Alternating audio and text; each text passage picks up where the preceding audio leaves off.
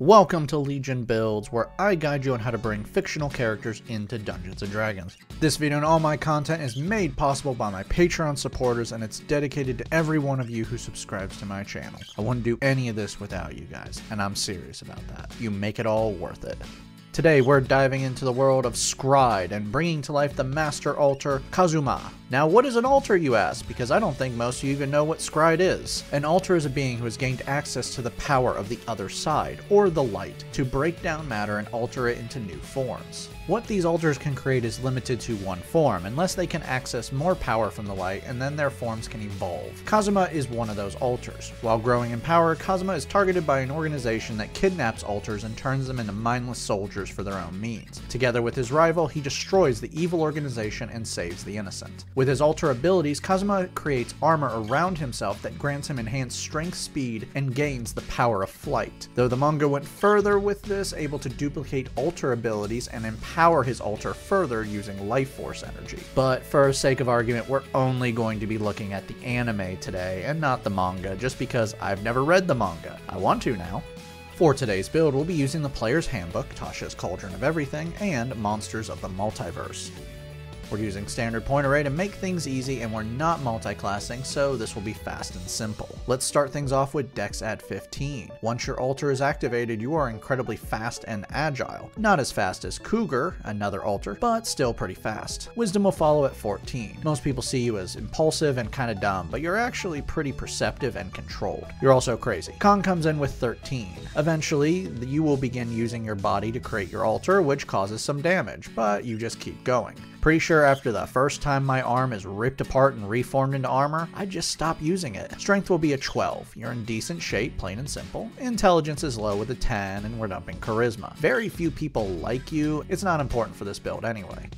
Kazuma is a human altar, and as stated before, that means he has access to the light, getting divine vibes from it all. ASMR found in Monsters of the Multiverse are normal people with divine powers. Place +2 into Wisdom and +1 into Dex. Celestial Resistance gives you resistance to radiant and necrotic damage. Lightbearer gives you the light cantrip, which allows you to magically create a 20-foot radius sphere of light. Healing Hands lets you access a pool of healing with an action that are D4s equal to your proficiency bonus once per long rest. Dark Vision lets you see in dim light and darkness out to 60 feet. Don't know why you can create light since you can see without it. It's an odd redundancy in abilities if you ask me. If you're actually wondering why I went with ASMR, there are two reasons. First was the resistance. The second, well, you can wait for that. To finish out your lineage, you know the language Common and one other of your choice. For background, we need the skills Insight and Perception. For your bonus proficiencies, choose 2 of what you want from tools and languages. You're not really striking me as someone who has many skills beyond hit it.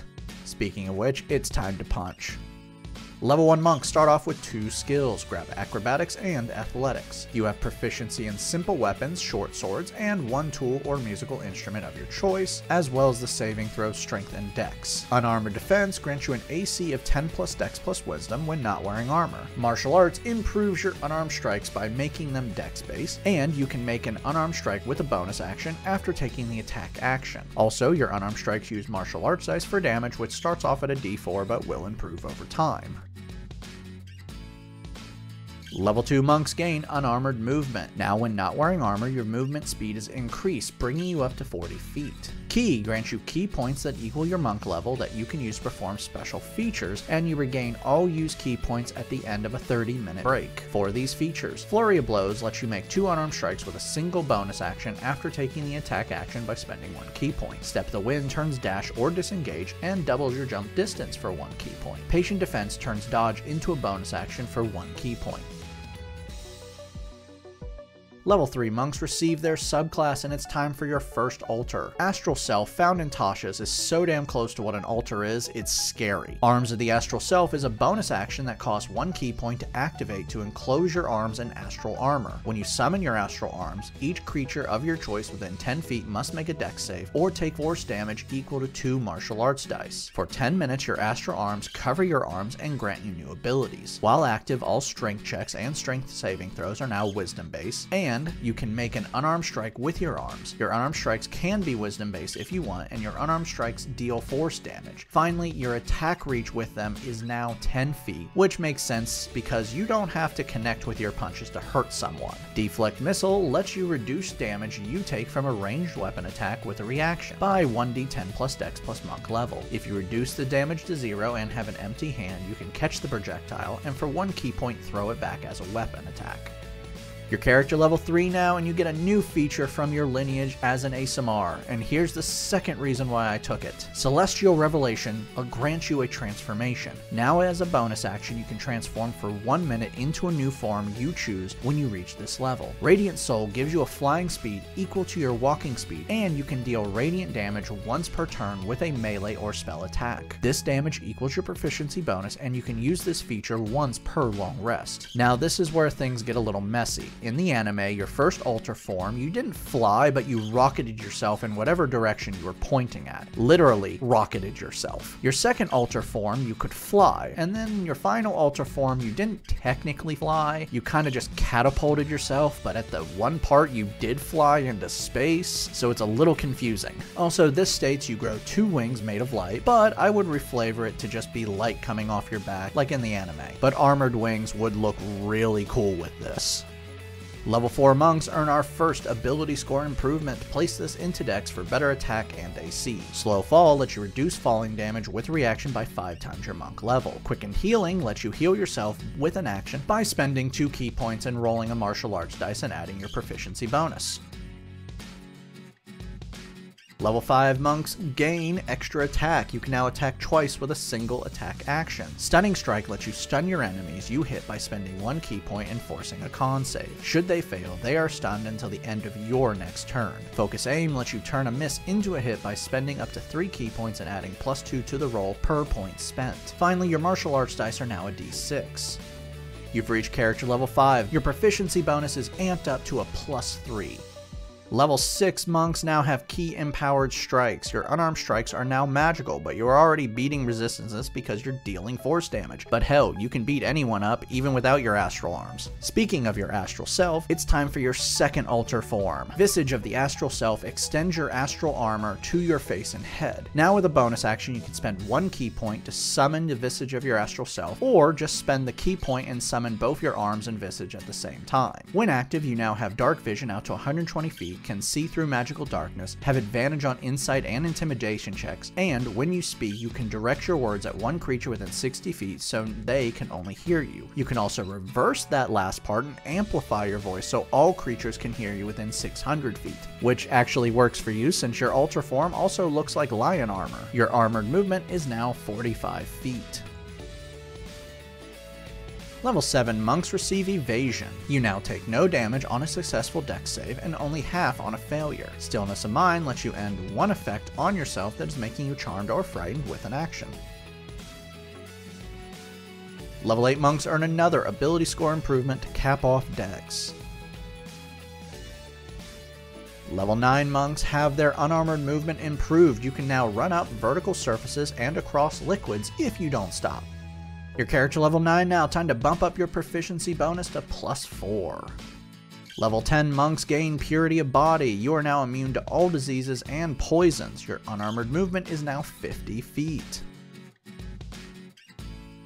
Level 11 Astral Self monks get their final alter form, Body of the Astral Self. Now when you summon both your arms and visage, your whole body becomes covered in astral armor. While your full armor is activated, you gain more benefits. When you are hit with damage that is acid, cold, fire, force, lightning, or thunder damage, you can use your reaction to deflect the attack and reduce the damage by 1d10 plus your wisdom modifier. You can also deal extra damage once per turn by adding another martial arts dice. By the way, your martial arts dice are now a d8. Level 12 monks earn another ability score improvement. Place this into wisdom for better AC and bonuses to your various abilities. Level 13 monks receive Tongue of Sun and Moon. You can now understand and be understood by anyone. Not really you, but the anime only takes place in Japan, so who knows what else you can do. Hey, your character level 13 now. Your proficiency bonus is now +5. Level 14 monks gain Diamond Soul. You now have proficiency in every saving throw and can re-roll a failed save by spending 1 key point. Your unarmored movement is now 55 feet. Level 15 monks now have Timeless Body. Your body doesn't age, though you can still die from old age and you no longer need food or water. I'm gonna be serious right now, I hate this feature. It makes no sense for a monk to have, in my opinion. Level 16 monks earn another ability score improvement to cap off Wisdom. Level 17 Astral Self monks receive their final feature, Awakened Astral Self. Now, when you can spend 5 key points as a bonus action to not only summon your astral armor, but supercharge it. When charged up, your AC is increased by +2, and you can now make 3 attacks with a single attack action. Finally, your martial arts dice are now a D10. Your character level 17 now, which means your proficiency bonus is now maxed out at +6. Level 18 monks gain another feature that I don't like or understand for monks, Empty Body. You can now spend 4 key points to become invisible and gain resistance to force damage for 1 minute. You can also spend 8 key points to cast Astral Projection on yourself. That part actually works for you, technically. Astral Projection allows you to enter the astral plane or maybe the other side. This allows you to travel to other planes of existence by traversing the astral plane, and it takes 1 hour to cast. Your unarmored movement is now 60 feet. Level 19 monks earn our final ability score improvement. Place this into Charisma to wipe out that negative. Our final level is level 20 monk, and you have achieved Perfect Self. Now, if you roll for initiative and have no key points, you gain 4 key points. Not the greatest capstone in my opinion, but it's not totally bad. Now that we've hit level 20, let's recap. Your stats are Strength 12, Dex 20, Con 13, Intelligence 10, Wisdom 20, Charisma 10. Let's dive in.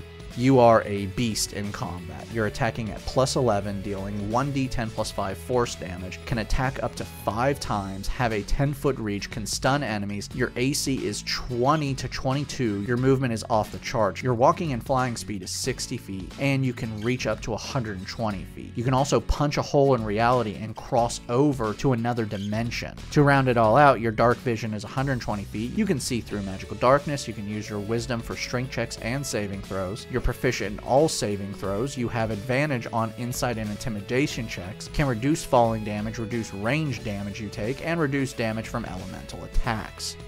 Downside.